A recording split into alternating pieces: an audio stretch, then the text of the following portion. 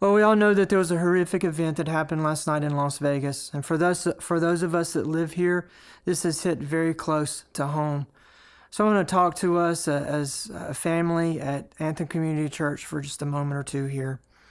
We know that people lost their life last night. We know right now that people are fighting for their lives, and we want to be praying for those families and be praying that they would be able to deal with this situation in the best that they can.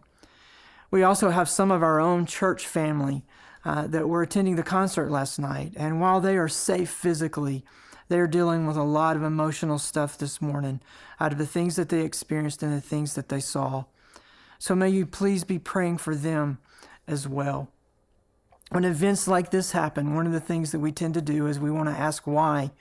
The media will ask why. There'll be lots of people on Facebook asking why, and there'll be all kinds of fingers pointed at all kinds of different things. But asking the question why an event like this is not helpful. What we have to ask is we have to step back and ask what can we do, not why did this happen. It has happened. We know that evil exists in the world just like we know that God is real, and there is a constant battle between those two. So what do we do here? Well, we can pray for the victims, and we can pray for their families, and we can pray for the people in our church that have been impacted by this event. But we also can do things like donate blood, and there's all kind of resources out there to point you to the places to donate blood.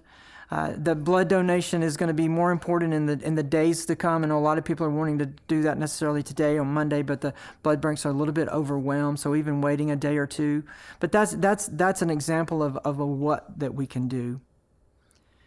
You're going to hear all kinds of things because of this event. People are going to say you shouldn't have outdoor concerts. People are going to make this about a gun event. People are going to make this about religion. There's all kinds of things that are going to happen. And I just want to remind you as a church that as a church, we exist to help people live the truth of Jesus in everyday life. We are not human beings having a spiritual experience. We're spiritual beings having a human experience, and we're having a very human experience today. And the only hope that we have is to place our faith in who Jesus is. Because the ultimate problem that everybody has is a spiritual condition problem. And when we talk about that and we teach that on Sunday, sometimes it's hard to listen to that because we're going about our normal life. But in events like this, it's a perfect time for us to take a moment and take that deep breath and say, okay, God, what is it that you have for me to learn in this? And to understand that God is real and He's desperate for us to be desperate for Him. Yesterday morning when I was teaching, I taught that in the worst environment that you can imagine on earth, God's presence is always there. Last night at that concert, when a man started shooting and killing innocent people, God was present.